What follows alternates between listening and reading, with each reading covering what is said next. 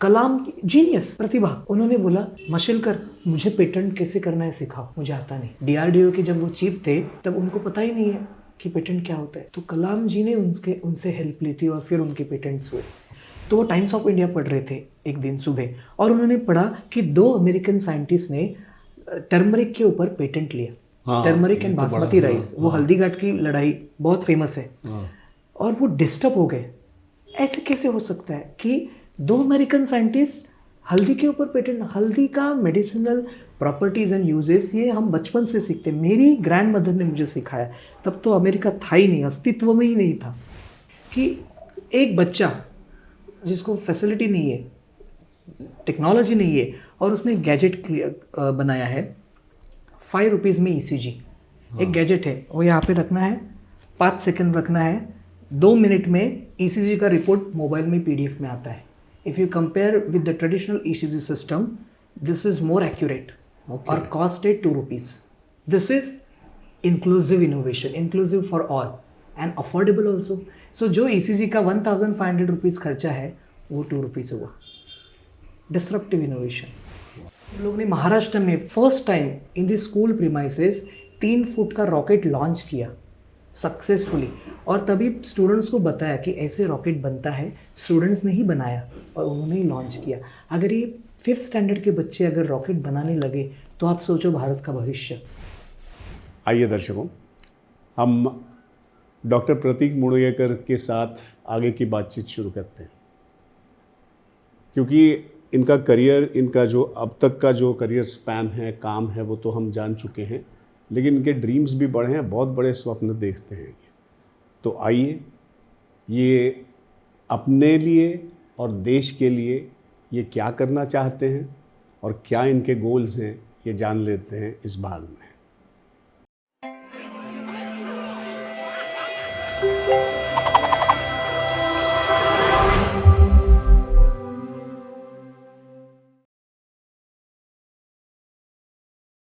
ये भी है कि आपने बहुत सारे पेटेंट्स वो किए हैं, रजिस्टर किए हैं, आपके नाम लिखे।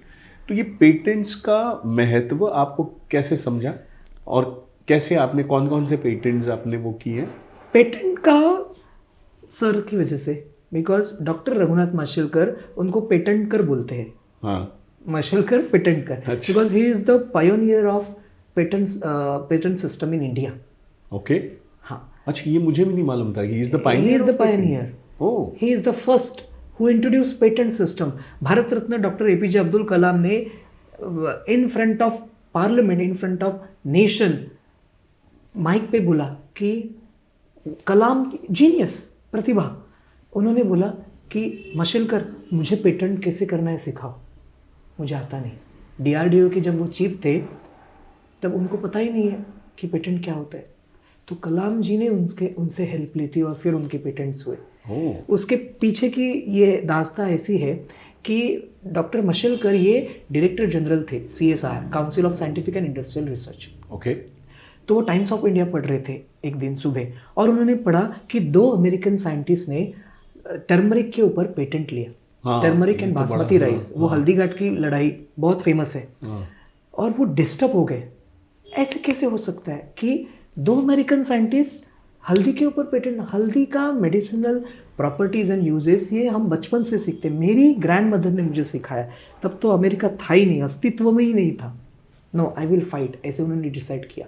और उनका बड़प्पन देखो, और क्या बोलोगे वो मुझे पता नहीं, बट दैट टाइम यूएस से फाइट करना मतलब बेवकूफ़ी थी, बिकॉज अभी भी और तभी भी यूएस पावरफुली था, और फाइट करना मतलब यूएस से पंगा लेना और इकोनॉमी को बर्बाद करना, ऐसे था calculation.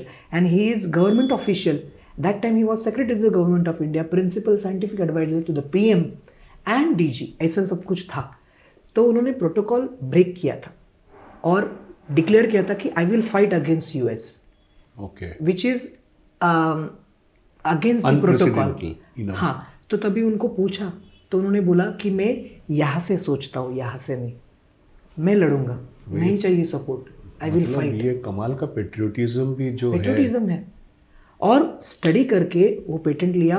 False 250 plus false patents थे वो भी हमें मिला। बासमती राइस, कडलिंब, ऐसे 250 फॉल्स पेटेंट यूएस ने किए थे, वो सारे पेटेंट इंडिया को फिर से मिले। उतना सारा इकोनॉमी डाइवर्ट हुआ with in you can say couple of days. Imagine हम मतलब अपना कोहिनूर तो वहां से नहीं लेके आए, लेकिन इतने सारे पेटेंट्स माशंकर साहब ने लेके आए। उसके बाद वो रुके नहीं, उसके बाद उन्होंने वर्ल्ड इंटेलेक्चुअल प्रॉपर्टी ऑर्गेनाइजेशन, जो 196 देशों का कमिटी है, वहाँ पे जाके डिबेट हुआ। 195 हाईली इंटेलेक्चुअल रिप्रेजेंटेटिव्स एंड ये अकेला आदमी लड़ा, डिबेट किया एंड प्रूव किया। वो बोलते थे, उन्होंने वहाँ पे जो मीटिंग था बड़े ऑडिटोरियम में, उन्होंने वहाँ पे खड़े होके बोला कि आपके हार्वर्ड और ऑक्सफोर्ड और कैम्ब्रिज लेबोरेटरीज में जो रिसर्च होता है वो रिसर्च है, और हमारे जीवन की प्रयोगशाला में जो रिसर्च होता है उसको आप रिसर्च कैसे नहीं बोल सकते, क्यों नहीं बोल सकते? एंड ही हैज़ प्रूव्ड कि ये भी रिसर्च है, ये ही रिसर्च है। ऐसे करके वो डिबेट जीत गए और फिर वहाँ पे लॉ पास हुआ कि इसके बाद जग भर में कोई भी अगर पेटेंट फाइल करेगा तो इंडियन ट्रेडिशनल नॉलेज को वो पड़तालेंगे, और वहाँ पे अगर कुछ एविडेंस नहीं मिला तो ही वो पेटेंट ग्रांट होगा, बट अगर कुछ रेफरेंस मिला तो they have to reject the patent. तो this is become a law now. This is become a law. Wow. उसके बाद उन्होंने डिजिटल ट्रेडिशनल नॉलेज, मतलब इतने सारे पेटेंट पुराने वो लेके भी आए और आगे चल के सारे अपने जो उसको गार्ड भी किया। और फिर इंटेलेक्चुअल प्रॉपर्टी राइट्स ये सब्जेक्ट इंट्रोड्यूस किया इंडियन एजुकेशन सिस्टम में, IPR। उसके ऊपर उन्होंने किताबें लिखी, रिसर्च पेपर्स किए, अवेयरनेस किया, यूनिवर्सिटी में जाके सेशंस लिए, सिखाया लोगों को कि पेटेंट की क्या आवश्यकता है। अगर आप पेटेंटिंग नहीं करोगे तो आपका नॉलेज कोई और बेचेगा और कमाएगा। ये पता ही नहीं था। उस ज़माने में हमारे पास बहुत साइंटिस्ट थे, बहुत रिसर्च होता था, बट ये एक चीज़ जो थी पेटेंट, उसकी वजह से हमें इकोनॉमी नहीं मिलता था, हमें उसका श्रेय नहीं मिलता था, because they are very genius. वो हर एक चीज़ डॉक्यूमेंट करते हैं। और भारत का सबसे बड़ा एक क्या बोलते हैं, हमारा एक डिसएडवांटेज बोल सकते हैं कि हमने डॉक्यूमेंटाइज नहीं किया। हमारे पास जो है वो मौखिक विद्या आई है। हमारा संस्कृति ऐसा बोलता है कि या हृदय से त्या हृदय, मतलब ये देना ये हार्ट टू हार्ट, बांटना और देना, ये अपनी उसका परंपरा रही। बिजनेस मत करो। हमारे गुरु ने यही बोला, उसका बिजनेस मत करो। अगर बिजनेस करोगे तो डिग्निटी नहीं आएगा, उसका जो पवित्र होता है वो चला जाता है। लेकिन आप तो उसको अब तो गार्ड करना बहुत जरूरी गार्ड है, करना, अगले वाला उसकी वो ना ले। और माशंकर सर ने मुझे बोला लक्ष्मी एंड सरस्वती का बैलेंस करो। हाँ, ये सबसे बड़ा सीख मुझे मिला। लक्ष्मी एंड सरस्वती का बैलेंस करो मतलब आप देखोगे पुराने ज़माने में द्रोणाचार्य, सरस्वती मतलब जिम्बाब्वे सरस्वती थी, बट फिर भी द्रुपद के पास उसको भीख मांगने जाना पड़ा एक गाय के लिए। वो चाहता था तो पूरा विश्व ले सकता था, युद्ध कर सकते, करेक्ट, बट फिर भी उसको जाना पड़ा। सरस्वती लक्ष्मी है ही नहीं। या फिर आप देखोगे कि इसके पास लक्ष्मी इतनी होती है कि सरस्वती का नाम शेष नहीं होता है। अभी उन्होंने बोला कि लक्ष्मी एंड सरस्वती का बैलेंस करोगे तो ही सक्सेसफुल जीवन सार्थक होगा। तो ये बैलेंस करना सिखाया। तो ये पेटेंटिंग जो होता है, पेटेंट सिस्टम, ये लक्ष्मी एंड सरस्वती का बैलेंस है। तो मेरे पास 11 पेटेंट्स है। हाँ। और अलग अलग विषय के ऊपर पेटेंट्स है। अभी उसमें कुछ डिज़ाइन पेटेंट्स है, एक दो कमर्शियल पेटेंट्स है। ओके, पेटेंट में भी टाइप्स होते हैं। यूटिलिटी पेटेंट्स होता है, मतलब एक आइडिया है उसके ऊपर क्लेम करो ताकि कोई चुराए नहीं वो आइडिया, ये एक होता है। डिज़ाइन पेटेंट मतलब एक सिस्टम जनरेट करो। अभी एक रीसेंट पेटेंट बोलता हूँ मैं। मेरा एक स्टूडेंट है समर्थ, तो मैं पुणे जिला परिषद एक नेशनल साइंस कांग्रेस करती है every year. I was president of national science Congress जो पुणे जिला परिषद करती है। तो उसमें मैंने एक सेशन लिया था जहाँ पे पुणे ज़िले में जितने भी स्कूल कॉलेजेस थे उसके सारे प्रेसिडेंट्स, प्रिंसिपल्स, बच्चे, MIT में हुआ था, वो आए थे। और मेरा वो भाषण इतना फेमस हुआ था कि फिर मुझे बहुत कांटेक्ट किया लोगों ने, फिर मैंने बहुत सारे सेशंस लिए वगैरह वगैरह। तो वो बच्चा आया था और उसने मुझे ऐसे हाथ पकड़ के लेके गया, सर ये मेरा प्रोजेक्ट देखो। साइंस प्रोजेक्ट था, 10th स्टैंडर्ड का बच्चा। विज्ञान प्रदर्शन में कैसे हम लोग प्रोजेक्ट करते हैं वैसा था। और उसका एक प्रोजेक्ट था system for generating electricity through moving vehicles.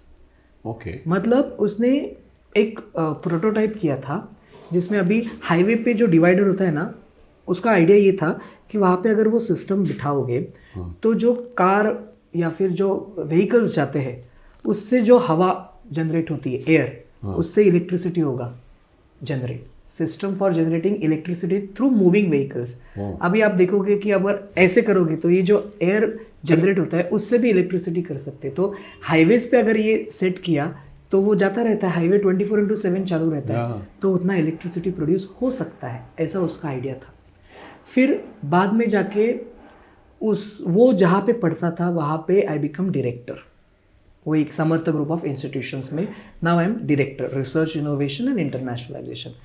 फिर हम लोग ने, वो मेरी टीम ने और उसने उसके ऊपर काम किया, बिकॉज वो एक साइंस प्रोजेक्ट था।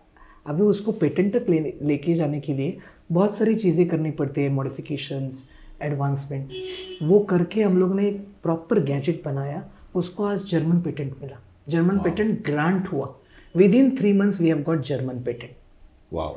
अभी हमारा कोशिश ये है, अभी मशुलकर सर उसको गाइड करेंगे, और अभी नितिन जी गडकरी जो है उनके पास हम लोग ये रखने वाले हैं प्रस्ताव, बिकॉज मैंने उसका मैथमेटिकल कैलकुलेशंस भी किए टीम ने कि अगर वो इम्प्लीमेंट हुआ तो एक दिन में 3,25,000 रुपए की electricity we can generate in one day.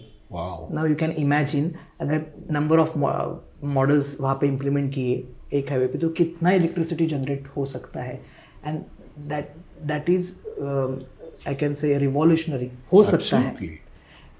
ये एक पेटेंट है। ऐसे मैंने कुछ एक सोलार सिस्टम पे है, या फिर आई वॉज डूइंग, जब मैंने ये किया था बायोटेक्नोलॉजी मैंने किया, तो बायोप्लास्टिक उसके ऊपर मैंने एक पेटेंट लिया है, बायोप्लास्टिक विच इज़ डिग्रेडेबल। जैसे फार्मास्यूटिकल इसमें ड्रग्स में होता है ना, जो कैप्सूल्स होते हैं उसका जो प्लास्टिक वो डिग्रेड हो जाता है। तो अगर बायोप्लास्टिक हम लोग डे टू डे लाइफ में लेके आए तो कितने सारे प्रॉब्लम्स सॉल्व कर सकते हैं। बट उसका डिसएडवांटेज ये है कि बायोप्लास्टिक जो है वो एक्सपेंसिव है। अगर नॉर्मल जो प्लास्टिक बैग्स है वो अगर 10 रुपये में अगर 100 बैग्स मुझे मिल रहे तो बायोप्लास्टिक 10 रुपये में एक बैग मिलेगा।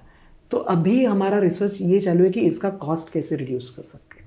ऐसे बहुत सारे पेटेंट्स, 11 पेटेंट्स मैंने लिए, अभी भी और 2-4 पेटेंट्स पे काम चालू है।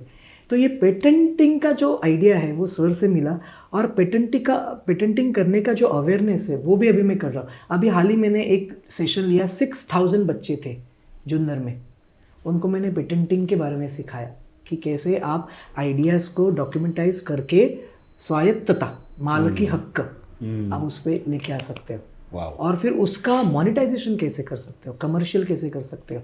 अभी मेरे जो गुरु है, उनके जो गुरु professor MM Sharma, Padma Vibhushan, FRS, ये सारे ऐसे ही है। उन्होंने 1970s में एक पेटेंट UK को बेचा, 70s में, 1970s में, ओके। और वो कुछ $1 मिलियन में बेचा था तभी। ओह, 70s में $1 मिलियन में। दैट मतलब क्या कमाल का वो होगा उसका। सोचो, जीनियस। वो क्या करते थे, मुझे सर बताए थे, डॉक्टर मशलकर बताए, उन्होंने PhD उनके पास किया, professor MM Sharma, he is legend. जितने भी बड़े गवर्नमेंट के पोजीशंस है, अभी आप देखो टीचर क्या होता है, जितने भी बड़े पोजीशंस है वो सारे पहले ऑफर हुए थे प्रोफेसर MM शर्मा को, NCL director, DG, secretary to government of India, जितने भी बड़े पोजीशंस उन्होंने सारे रिजेक्ट कर दी। क्यों? मुझे सिर्फ सिखाना है। और एट द एज ऑफ 87, अभी 87 है, ही इज़ लिविंग लेजेंड। वो सिर्फ सिखाते हैं, उन्होंने सिर्फ सिखाया। इतने सारे पैसों के ऑफर्स थे, आप सिर्फ हमें आइए और 10 मिनट बोलिए, लीजिए इतने $1 मिलियन।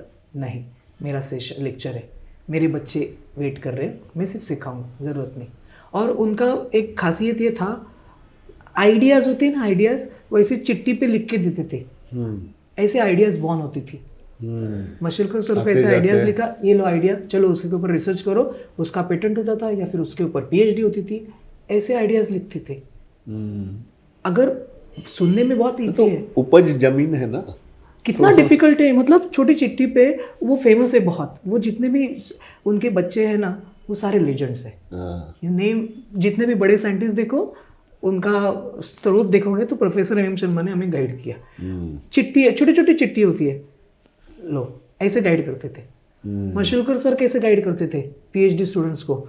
वो एवरी फ्राइडे आते थे दिल्ली से पुणे, फिर उनके 2 स्टूडेंट्स है वो उनको पुणे रिसीव करते थे एयरपोर्ट पे, और एयरपोर्ट टू घर जाने का जो टाइमिंग था उसमें वो गाइड करते थे। फिर मंडे जाते थे तो फिर वो स्टूडेंट आते थे छोड़ने, ऐसे उन्होंने टाइम ही नहीं था ना, करेक्ट करेक्ट। ऐसे गाइड किया। तो इसके लिए ये महान है सारे लोग प्रोफेसर। तो अब आप कई सारी इंटरनेशनल नेशनल यूनिवर्सिटीज़ में आप एक बॉडीज़ पे हो, ट्रस्ट पे हो, तो आप क्या नएपन ला रहे हो? क्योंकि वही है, ये जो सोच है ना, जो आपके गुरु हैं उनके गुरु ने आपको दिए हैं, तो आप एक बड़े अभी स्रोत हो, यू नो। तो आप ट्रेनिंग द ट्रेनर्स, राइट, जो शिक्षकों को आप ट्रेन कर रहे हो, तो ये आप कैसे कर रहे हो? और क्योंकि ये बहुत ज़रूरी है ना, जैसा ये जो शिक्षा बांटना या आपका ज्ञान बांटना या इनोवेटिव बनाना बच्चों को, ये बहुत ज़रूरी है अपने देश में, क्योंकि इस एरिया में बहुत ज़्यादा सोचा नहीं जा रहा है। वो आप जैसे लोग ही सोच रहे हैं और आप जैसे लोग इसको इम्प्लीमेंट भी कर रहे हो। तो ये इम्प्लीमेंटेशन आप किस तरह से कर रहे हो? आप ट्रेनिंग जो कर रहे हो ये शिक्षकों को, ये क्या कर रहे हो, ये ज़रा थोड़ा सा बताइए। अभी मेरी टीचिंग जर्नी में मैं बहुत ऑब्जर्व करता हूँ, बारीक या मतलब अगर 1000 बच्चे होंगे ना तो मुझे पता होता है कि वो उधर वाला बच्चा क्या कर रहा है, इधर वाला मैं बहुत ऑब्जर्व करता हूँ। तो मैंने मेरी जर्नी में ऑब्जर्व किया कि अभी ये जेनजी बोलते हैं ना, जेनजी बच्चे हैं। So if you give them information they will not listen to you because they know already what you are going to teach them. Correct. But आप अगर नॉलेज दोगे, कुछ something you have to give them which is unknown to them, तो ही वो सुनेंगे। तो आज अभी का जो ट्रेडिशनल सिस्टम है उसमें वही सिखाया जा रहा था जो मैं सब गैजेट्स में मिल रहा है, आपको इंटरनेट पे मिल रहा है, सब मिल रहा है। हाँ, वही आप दे रहोगे तो फिर वो नहीं सुनेंगे। तो फिर मैंने ये मिशन चालू किया, on a mission to help educators. और मैंने फिर इनोवेटिव वे से आप कैसे सिखा सकते हो, आप खुद स्टडी करो, you need to update yourself. Because मैंने देखा कि जो टीचर होते हैं वो आफ्टर ग्रेजुएशन, आफ्टर उनका जो भी एजुकेशन है वो कंप्लीट होने के बाद वो कभी पढ़ते ही नहीं, बियॉन्ड द सिलेबस जाना चाहिए, आउट ऑफ द बॉक्स जाना चाहिए। अगर आप वैसे सिखाओगे तो ये आपको आएगा। तो ये सेशंस में लेता हो कि बियॉन्ड द सिलेबस एक ही कॉन्सेप्ट है, उसको आप बियॉन्ड द सिलेबस कैसे सिखा सकते हो। सोचो, डे टू डे लाइफ से कनेक्ट करो। सरफेस टेंशन, अभी आपको मैं एक सिखाता हूँ फिजिक्स, ठीक है। मैं टीचर्स को ये बोलता हूँ कि अगर प्यून जो होता है ना, प्यून, वो अगर आपके लेक्चर में आके बैठे और वो पढ़े तो उसको भी समझ में आना चाहिए, ऐसे सिखाओ। तो फिर टीचर्स ने चैलेंज किया। और मेरा ऐसा होता है, एक तो मराठी में बोलते हैं ना, बाप दाखो नहीं तो श्राद्ध दाखो, हा सूर्य हा जयद्रथ। मैंने उनको बताया, बैठो मैं सिखाता हूँ। सरफेस टेंशन पता है आपको? नहीं पता है। अभी 2 मिनट में सरफेस टेंशन आप मुझे बताओगे क्या होता है, ठीक है। फिर मैंने बोला surface tension, force of contraction per unit in the free surface of liquid is called surface tension. ये मैंने 15 साल पहले पढ़ा है। समझा कुछ? नहीं समझा, ऑब्वियसली नहीं समझेगा, because this is scientific explanation. फिर मैंने बोला स्पाइडरमैन पता है? यस, सारे टीचर्स ने बोला स्पाइडरमैन पता है। क्या बोल रहे हो? सरफेस टेंशन है। स्पाइडरमैन मतलब सरफेस टेंशन, वो जो एंटी ग्रेविटी जाता है, ट्रैवल करता है, वैसे सरफेस टेंशन। रेन ड्रॉप, अगर आप साइंटिफिकली देखोगे तो एक्चुअल रेन ड्रॉप जो होता है वो सर्कुलर इन शेप होता है, but due to surface tension and gravitational force वो spherical in nature. Surface tension. पेड़ का पत्ता पानी पे गिरता है, फ्लोट होता है, सरफेस टेंशन। चींटियाँ होती है, वो पानी पे चलती है, सरफेस टेंशन। अभी बताओ, सरफेस टेंशन समझा? हाँ समझा sir, this is surface tension. So ऐसे सिखाओगे तो बच्चा याद रखेगा। और force of contraction per unit length, ये तो बाय हार्ट ही होना है। Definitions, laws, principle you can not change, वो वैसे के वैसे ही लिखने पड़ते हैं प्रिंसिपल्स, बिकॉज वो बनाए गए हैं, उसके ऊपर रिसर्च हुआ है, वो चेंज वो बाय हार्ट ही करने हैं। बट ऐसे अगर कंसेप्ट सिखाओगे तो वो उसको मरते दम तक याद रहेगा। फिर मैंने बोला और एक सिखाता हूँ, विस्कोसिटी। फिर उनको बोला विस्कोसिटी पता है, नहीं पता है, ठीक है। Viscosity is the property of liquid, by virtue of it liquid tries to oppose its own flow, is called viscosity. ये मुझे दिखाना होता है कि मुझे आता है, आई एम मास्टर, ये मैंने उनको बताया। बिकॉज अभी कैसे है, वो भी टीचर है, तो ट्रेनिंग देना है तो मुझे कम नहीं पढ़ना है, मैं उनके ऊपर रहूंगा तब जाके वो मेरा सुनेंगे, ये नेचुरल। तो ये मैं ऐसे बताता हूँ, समझा नहीं समझा, ठीक है अभी बताता हूँ। Viscosity is the property of liquid. फिर मैंने क्या किया, 2 ग्लास लिए, एक ग्लास में ऑयल लिया, दूसरे ग्लास में पानी लिया, और एक फ्लोटिंग सरफेस पे मैंने एक साथ डाल दिया।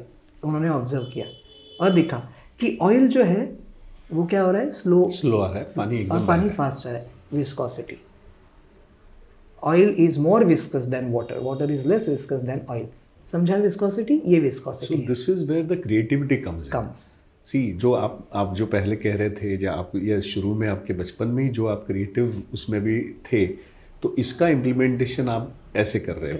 मैंने बोला डे टू डे लाइफ से कनेक्ट करो। आपकी विजुअल मेमोरी होती है, आपकी साउंड मेमोरी होती है, तो इसका भी तो वापर होना चाहिए, इसका भी तो उपयोग होना चाहिए, जिससे आप सीखते जाते हो जो लाइफ में। तो कमाल है। अभी और एक है कॉन्सेप्ट, मैं मराठी मीडियम का बच्चा, और फॉरेन में सिखाना है, यूके में सिखाना है, साउथ एशियन कंट्रीज़ में सिखाना है, तो इंग्लिश तो पक्का होना चाहिए। और मेरा ऐसा था कि मैं कम नहीं पढ़ना चाहिए कभी भी, मेरा वो एक हमेशा एक पीछे रहता है कि मैं अगर खड़ा रहूँ तो कोई ऐसा नहीं बोलना चाहिए कि मराठी की बू आ रही है इसके इंग्लिश से, बिल्कुल नहीं। तो मैंने ब्रिटिश इंग्लिश सीखा बाकायदा। We follow British English because history, but हमारे पास सब भेसल है।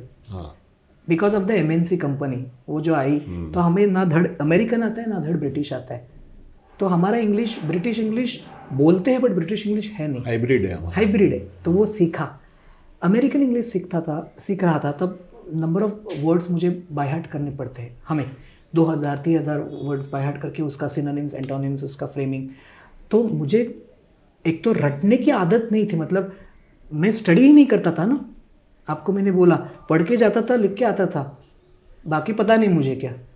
तो तब जाके मुझे वो रटना पड़ा, तो अभी रटना है तो मुझसे वो होगा नहीं। तो फिर मैंने क्या किया, ये चालू किया, डे टू डे लाइफ से कनेक्ट करो उसका मीनिंग। अभी एक वर्ड है हरैंग, HARANGUE, उसका मीनिंग है अ लॉन्ग पॉम्पस स्पीच, कभी भी न खत्म होने वाला भाषण, जैसे अभी चल रहा है। तो अभी उसको कनेक्ट करना है। तो हम, मेरे ग्रुप में एक लड़का था, वो बहुत बड़बड़ करता था, तो मैंने याद किया कृष्णा हरैंग। अभी वो मैं जिंदगी भर उसका मीनिंग नहीं भूलूंगा। ऐसे मैंने सारा कनेक्ट करना शुरुआत किया। So this is innovative approach. मुझे मेंडलीव फेलोशिप मिला, which is United Kingdom's highest academic honour. Periodic table में मैं एक बात भूल गया था, विजडम का, मेरी सोच। फिर मैंने विजडम के ऊपर स्टडी किया और मुझे ये पता चला कि अगर मैं रास्ते पे चल रहा हूँ और मैं बोलूँगा hydrogen, helium, lithium, beryllium, boron, carbon, nitrogen, oxygen, fluorine, neon, ऐसे अगर एंटायर पीरियोडिक टेबल बोलूँगा तो लोग क्या बोलेंगे, अरे ये पागल है क्या, इसकी दिमागी हालत बराबर नहीं है। और ये सेम चीज़ अगर मैं क्लासरूम में मेरे बच्चों के सामने बोलूँगा तो दे विल अमेज। तो कॉन्टेक्स्ट की बात है, कॉन्टेक्स्ट। तो विजडम ये होता है कि आज बहुत लोगों के पास बहुत नॉलेज है, भंडार पड़ा है, बट हाउ यू यूज, कहाँ पे कितना क्या क्या कब बोलना चाहिए, ये विजडम होता इसका है। आप ट्रेनिंग दे रहे हो शायद, इसका ही मैं ट्रेनिंग दे रहा हूँ। हाँ। बिकॉज अचीवमेंट्स तो है, और टीचर्स को क्या हम सिखाएंगे, टीचर को यही करना है। सी, मुझे मेरे गुरु ने बोला कि जब हम लोग आते हैं तब तो हम लोग ज्ञानवंत, मराठी में शब्द है, हम ज्ञानी ही होते हैं। जैसे जैसे उम्र बढ़ता है तो वो अज्ञान का एक लेयर आता रहता है, वो सिर्फ साफ करना होता है, बाकी तो क्या है, ज्ञानी है, दूसरा तो है क्या। सारा आपने 30 इयर्स में एक्वायर कर लिया, इतना सारा आप कर रहे हो। अब आगे चल के और 30 साल या पूरी जिंदगी आप क्या करना चाहते हो और क्या करेंगे? अभी we are very curious about that. अभी मुझे सर ने बोला योर एस्पिरेशंस और योर पॉसिबिलिटीज, फिर उन्होंने मुझे टारगेट दिया है।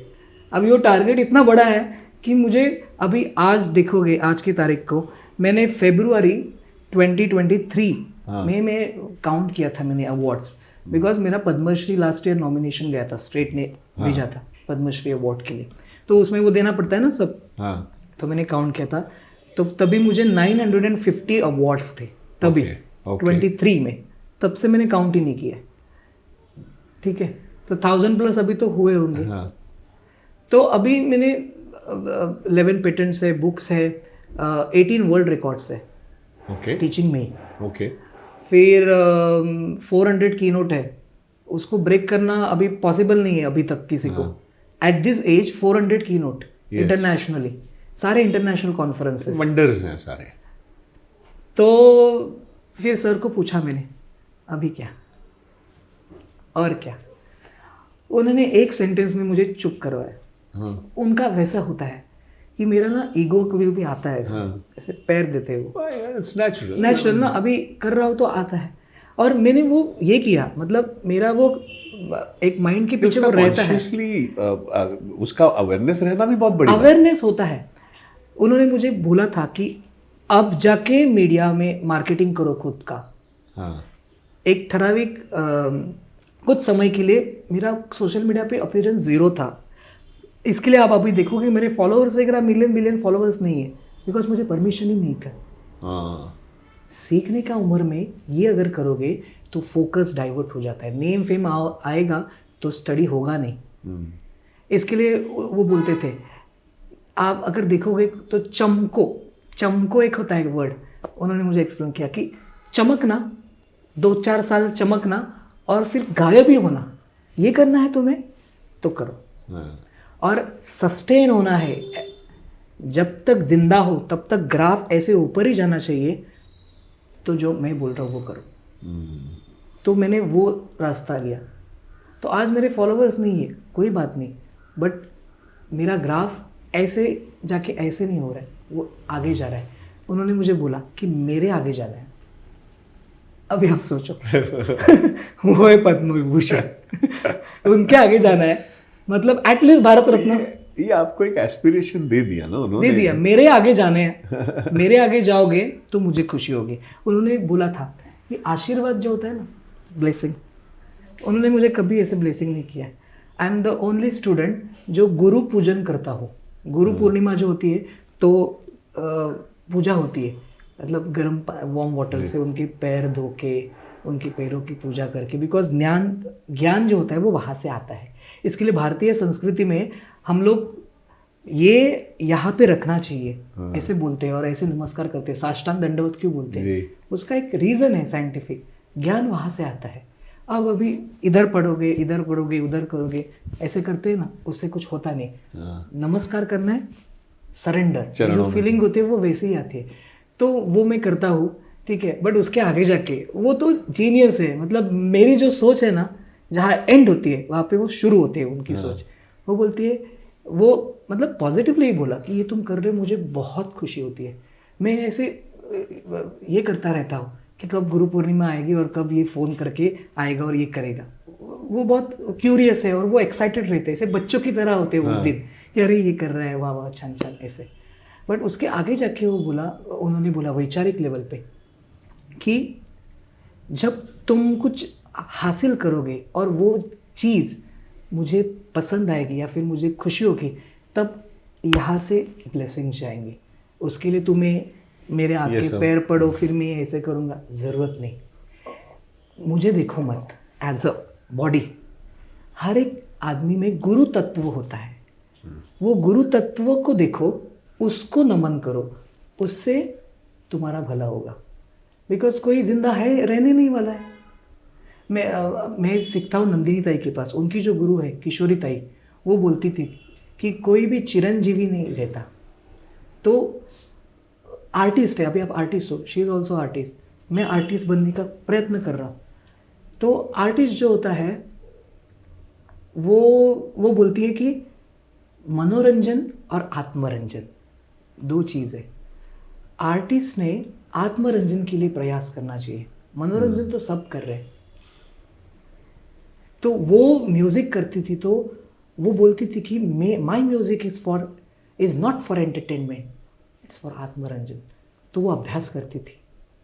वो बोलती थी कि उनके शिष्यों को बोलती थी कि मेरे ऊपर प्यार मत करो, मुझे प्यार मत करो, मैं नहीं रहने वाली, मेरे अंदर जो सुर है वो जिंदा रहने वाला है। तो यू शुड सरेंडर टू सुर, नॉट मी, ऐसे बोलती थी। तो अगर आप ऐसे सीखोगे ये टाइप ऑफ संस्कार, मोरल वैल्यूज एवरी डे अगर किसी इंसान पे अगर हो रहे, हैमरिंग हो रहा है, बम्बार्डिंग हो रहा है, तो इसके लिए मैं मानता नहीं कि मैंने मेहनत की, बहुत मेहनत की, बट वो मुझे उसका कुछ ये नहीं लग रहा है कि मैंने इतना किया। अब जाके मैं पीछे देखता हूँ तो मुझे बिलीव ही नहीं होता है कि 5:30 बजे ट्रेन पकड़ना, डुम्बिली जाना, 7 बजे का लेक्चर, 6:55 में पहुँचता था, और क्लॉक आवर बेसिस है ना, तो 1 मिनट का भी पैसा नहीं जाना चाहिए, इसके लिए दौड़ दौड़ के 7 बजे पहुँचना, फिर वहाँ से 7 to 9:30 सेशन लेके 10:30 कॉलेज पहुँचना, 10:30 to 5 कॉलेज रहता था, 4 o'clock में बंक करके निकलता था, बिकॉज मेरा 4:30 का लेक्चर था, 4:30 to 10:30 एवरी डे करना। सैटरडे संडे मैराथन लेक्चर्स होते हैं। मैराथन लेक्चर मतलब सुबह 7 बजे से 2 बजे तक कंटिन्यूस लेक्चर लेना, continuous, 7 to 10, 10 to 12, 12 to 2, 2 to 4 break and 4 to 10। No festival, no friend zone, इनको मिलना उनको मिलना, शादियाँ अटेंड करना, कुछ भी नहीं। जब छुट्टी है तब और ज़्यादा काम करना। तो अब जाके मुझे रियलाइज होता है कि बाप रे, ये कैसे किया मैंने। तो ये सब आप बोला, क्यूरियोसिटी, क्रिएटिविटी, जुनून और परिस्थिति, ये सब मतलब आप करवाती है। जो भी अचीव करते हैं, जुनून होना तो बहुत ज़रूरी है, वो आपके अंदर होता है, और क्यूरियोसिटीज़ आपको वो देती है बिकॉज ऑफ ये। तो ये आपका क्या कहते हैं जर्नी, प्रवाह, तो ये तो चलता ही रहेगा, और हम हमेशा चाहेंगे कि हर साल आप बड़े आम पे आएँ और जो भी आपका ज्ञान और आपका जो नॉलेज है, आपकी जो स्फूर्ति आप देते रहें बड़े आम में। And I think for the generations to come this is going to be a big kind of एक क्या कहते हैं एपिक है, मैं कहूँगा, क्योंकि ये सिर्फ एक चैप्टर नहीं है। आपने जो भी एक्सपीरियंस आपके हैं, जो आप जो जितना काम कर रहे हैं, ये एपिक बना रहे हैं आप, है ना। तो ये एपिक मतलब बड़ा होते रहे, और बहुत मतलब we are proud that it is from our country. And और एक चीज़ मैं जाते जाते बोलना चाहता हूँ कि जो अभी नीड ऑफ एन आवर है, मतलब एक मैसेज बोल सकते हैं आप। हाँ प्लीज़। मेरा भी टेडेक्स हुआ, तो inclusive innovation for affordable excellence, इसके ऊपर अभी हम काम कर रहे हैं, मैं काम कर रहा हूँ। इनोवेशंस बहुत होते हैं, PhDs बहुत मिलती है, पेटेंट्स बहुत होते हैं, बट कितने पेटेंट्स और कितने इनोवेशन एक्चुअली आम आदमी तक पहुँचते हैं, उनका सोसाइटी बेनिफिट ले पाती है, बहुत कम। तो हाँ, तो आपका ये कोई है फाइंडिंग्स या इनोवेशन जिस पे आप इसमें ये सर ने मुझे सिखाया, इसको बोलते हैं गांधीयन इंजीनियरिंग। हाँ, उसमें एक प्रिंसिपल है, more from less for more. हाँ, ये प्रिंसिपल है। तो इसमें अंजनी मशलकर फाउंडेशन काम कर रहा है, और मुझे सर ने वो सिखाया, तो मैंने वो टेडेक्स टॉक में यही बोला था कि एक बच्चा जिसको फैसिलिटी नहीं है, टेक्नोलॉजी नहीं है, और उसने गैजेट बनाया है, 5 रुपीज़ में ECG। एक गैजेट है, वो यहाँ पे रखना है, 5 सेकंड रखना है, 2 मिनट में ECG का रिपोर्ट मोबाइल में PDF में आता है। If you compare with the traditional ECG system, this is more accurate, और कॉस्ट है 2 rupees. This is inclusive innovation, inclusive for all and affordable also. So जो ECG का 1500 रुपीज़ खर्चा है, वो 2 रुपीज़ हुआ। Disruptive innovation. सो ये हम लोग अभी ट्राई कर रहे हैं। एक सर ने मुझे एग्जांपल दिया था, एक गांव में ट्राइबल एरियाज़ में जो औरत होती है, उनको कुछ वो सीखी नहीं, पढ़ी लिखी नहीं है, कुछ पता नहीं है, तो प्रेगनेंसी में उनको बहुत तकलीफ़ें होती है। तो एक बैंड बनाया था। अभी देखो, इनोवेशन और इंक्लूसिव इनोवेशन में फ़र्क क्या है।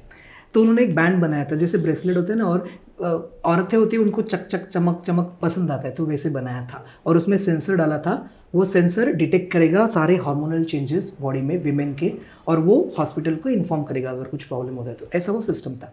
उसको बोलते हैं सेव मॉम। Save mom. बहुत सारी औरतें मर रही है बिकॉज ऑफ फैसिलिटीज़ पहुँचती नहीं, तब तक लेट हो जाता है। तो वो गैजेट बनाया था, वो दे दिया। फिर वो 10-15 दिन बाद वो देखा, जाके इंस्पेक्शन किया, तो वो जो औरत थी उनके हस्बैंड के हाथ में वो था। बिकॉज हमारी भारत का एक संस्कृति में और एक है दोष कि जो अच्छा है वो मेरे पति के लिए ऐसी एक धारणा है हाँ। ग्रामीण भाग में, जो अच्छा है वो मेरे पति के लिए। उन्होंने क्या किया, वो ब्रेसलेट पति पहन के घूम रहे थे। फिर मशेलकर सर ने उनकी टीम को बोला, देखो आप खुद को साइंटिस्ट बोलते हो, पेटेंट लेते हो, दिस इज नॉट इनोवेशन, जाके देखो उनका रहना सहना कैसा है एंड देखो कुछ सोचता है क्या। तो बिबवा, जंगल में बिबवा होता है, जो जख्म होती है ना तो वो बिबवा डालते हैं, ऐसे काले कलर का पत्थर ये होता है, तो वो उसके ऑर्नामेंट्स वो पहनते थे बिबवे के। तो क्या किया फिर, उसको जो चमकीला था उसको काला कर दिया, पूरा काला कर दिया और दिया, तब जाके वो पहना, तो औरतें पहनने लगी, तो वो पहनने लगी। मतलब दिस इज इनोवेशन। आप जो साइंटिफिकली जो भी हाईफाई आप टेक्नोलॉजी करके कर रहे हो, वो बेनिफिट होगा कि नहीं वो भी आपको देखना मतलब चाहिए। उसका यूजर एंड भी तो ठीक होना यूजर एंड भी ठीक होना चाहिए। तो जब उन्होंने वो काला काला तब वो जाके पहना, because they are used to that kind of jewellery. तो वो अगर आपको वो पसंद है तो आप वही पहनोगे, बट वो पसंद होने के बाद आपको उसमें आपका बेनिफिट भी देखना है, तो कितना डिफिकल्ट है। तो मतलब ये जर्नी आइडिया, इनोवेशन और इम्प्लीमेंटेशन तक है। तो ये इंक्लूसिव इनोवेशन है फॉर अफोर्डेबल एक्सीलेंस। इनोवेशन करो, अफोर्डेबल भी होना चाहिए to this, that will benefit society. इसके लिए अभी मैं अवेयरनेस कर रहा हूँ, पब्लिश, पेरिश और प्रॉस्पर।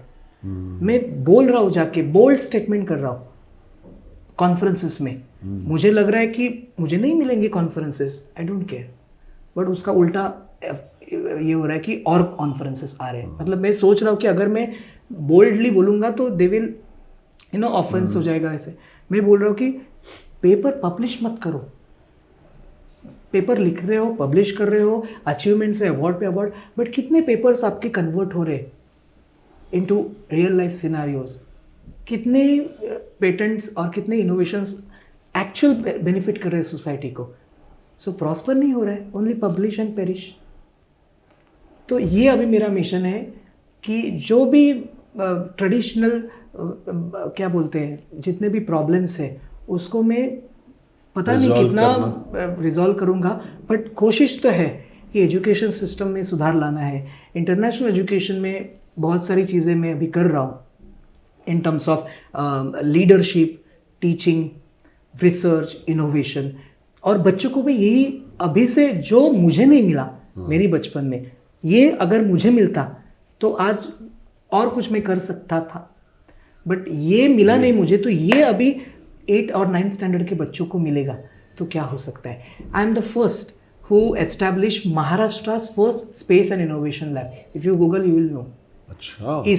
इसरो से टाइप करके मुळशी गांव है, वहाँ पे एक हेरिटेज इंटरनेशनल स्कूल है, वहाँ पे मैंने महाराष्ट्र का पहला space and innovation lab set किया। उसको नाम दिया Kalam Mashelkar space and innovation, because Kalam means space, Mashelkar means innovation. और 1st स्टैंडर्ड से लेके 12th स्टैंडर्ड के बच्चों को स्पेस एजुकेशन क्या होता है, virtual reality, augmented reality, robotics, CAD CAM modelling, 3D printing, ये अगर बच्चे स्कूल में सीखेंगे तब जाके वो इंजीनियरिंग और कुछ करेंगे, तब उसमें एक्सपर्टीज एक्सीलेंस आएगा। इंजीनियरिंग लास्ट ईयर में अगर इंट्रोडक्शन हुआ रोबोटिक्स का तो वो क्या करेंगे, कुछ नहीं करेंगे, सिर्फ परमिटेशन कॉम्बिनेशन करेंगे। ये थॉट से वो मैंने पहला लैब सेट किया। उसमें पूरा गवर्नमेंट को बुलाया था, एजुकेशन मिनिस्टर आए थे, मशेलकर सर ने उसका इनॉग्रेशन किया था। वो सेट हुआ, अभी लाखों बच्चे वहाँ पे स्पेस एजुकेशन ले रहे हैं। और तभी हम लोग ने महाराष्ट्र में first time in the school premises 3 foot का रॉकेट लॉन्च किया सक्सेसफुली। और तभी स्टूडेंट्स को बताया कि ऐसे रॉकेट बनता है, स्टूडेंट्स ने ही बनाया और उन्होंने ही लॉन्च किया। अगर ये 5th स्टैंडर्ड के बच्चे अगर रॉकेट बनाने लगे तो आप सोचो भारत का भविष्य, जो विकसित भारत बोलते हैं, ये विकसित भारत है। तो एजुकेटर्स ने, ये मैं एक एजुकेटर के पर्सपेक्टिव से बोल रहा हूँ, ऐसे हर एक एजुकेटर अगर ऐसे सोचेगा और ऐसे करेगा तो सोचो साइंस कितना बड़ा हो सकता है। तो सबसे बड़ी बात यही है ना कि आप एजुकेटर्स बना रहे हो, क्योंकि कई बार होता है ना कि इंडिविजुअली आप बड़े होते हैं, आपके सारे फाइंडिंग्स होते हैं, रिसर्च होते हैं, सब होते हैं, आप एक इंडिविजुअल आदमी बड़ा होता है, इंडिविजुअल आदमी उसके साथ सब खत्म हो जाता है। लेकिन आप ऐसे इन्फ्लुएंसर्स, ऐसे एजुकेटर्स, ऐसे वो बना रहे हो जो आगे चल के इसको ये जर्नी चलता रहेगा, which is a very good thing and which is I think इसको सस्टेनेबली बोलते हैं कि ये ज्ञान को सस्टेनेबल बनाना आपके मेंटर्स और आपके टीचर्स थ्रू, ये बहुत बड़ी बात है। तो प्रतीक, हम मेरे ख्याल से मैंने कहा कि हम बार बार मिलते रहेंगे और ये सब बांटते रहेंगे, क्योंकि ये सबसे अच्छी बात है। क्योंकि इवन ऑडियंस को भी ना ये जो आइडियाज़ हैं, भले वो साइंटिफिक हो, भले वो क्या कहते हैं पेटेंट वाली बात हो, ये आप इतनी अच्छी तरह से उसको आपने समझाया है, उसको इतनी अच्छी तरह से वो किया, जो आपका जो एक ज्ञान बांटने का तरीका ही बन चुका है, which is wonderful. I think इसलिए कॉमन मैन भी आपसे जुड़ जाएगा, आपके इस थिंकिंग से जुड़ जाएगा और आपके इस जर्नी से भी जुड़ जाएगा, which is a great thing. So wish you the best for the journey and wish you the best for everything. आपका भी शुक्रिया अदा करना चाहता हूँ, because Oscar nominated national award, और आप जैसे लोग ये सोशल कॉज के लिए ये ऐसे लोगों को बुला के उनका जर्नी और लोगों तक उनका जर्नी, उनके विचार पहुंचा रहे हैं, ये कितनी बड़ी बात है। मैं सोच रहा था कि अरे नेशनल अवार्ड विनर है, ऑस्कर नॉमिनेटेड है, और फिल्म्स करते हैं, सीरियल्स करते हैं, और ये इंटरव्यू ऐसे कैसे कॉम्बिनेशन। ये बात मैंने जब आपसे कहा ना कि ये जब मैं मतलब ये था कि सोसाइटी को हम कैसे दें, तो ये बहुत अच्छा माध्यम हमको मिल गया। एक तो digital, which is a very democratic, जिसको आप मतलब जो होता है ना कि आप फिल्म करो तो उसको डिस्ट्रीब्यूशन, फिर थिएटर मिले ना मिले, ये फिल्म होगी नहीं होगी, बट ये वाला कंटेंट है ना, ये जो फ्रीडम है जो आप बांट सकते हो। और दूसरी बात, मैंने जब ये महात्मा फुले फिल्म की थी सत्यशोधक 2 साल पहले, तो जब मैं अंदर घुसा और जब हम उनका सारा जब उनको समझने की कोशिश कर रहे थे, जब उनको लाइव करने की कोशिश कर रहे थे, तब समझ में आ गया कि ये इन्होंने कितने साल पहले ये सब किया हुआ है। हम कुछ नहीं कर रहे हैं सोसाइटी के लिए, तो ये कम से कम हम करें।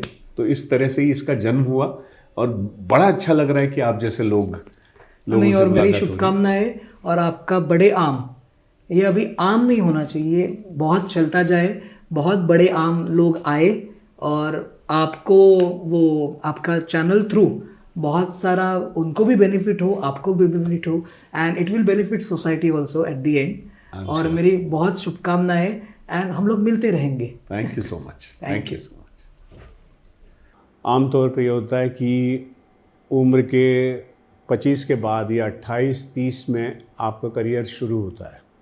आपके करियर को क्या कहते हैं, उसको एक सब्सटेंशियली वो आ जाता है, रूप आ जाता है, और अब आप वहाँ से अपनी उड़ान लेते हो। लेकिन हमारे इस जीनियस ने तो 30 साल के अंदर इतना सब कुछ कर दिया है, तो आगे 30 साल में क्या क्या करेंगे, क्या वंडर्स खिलाएंगे ये, तो खैर देखते हैं। बट ऐसे ही लोग वैल्यूएबल होते हैं, ऐसे ही लोग हमारे देश की तरक्की या देश के जो बेसिक प्रॉब्लम्स हैं इसके सॉल्यूशंस निकालते हैं। तो इसलिए ऐसे लोग बहुत वैल्यूएबल हैं हमारे लिए। अच्छा, इनको पूरा जानने के लिए आप पहला एपिसोड देखना मत भूलिएगा, क्योंकि ये दूसरा भाग है। पहला जो भाग है जहाँ पे इनकी लाइफ की करियर और इनके लाइफ का सारा काम शुरू हुआ था, वो आप देखना मत भूलिएगा। तब आप इनको अच्छी तरह से जानेंगे और अच्छी तरह से इनकी वैल्यू समझेंगे। धन्यवाद।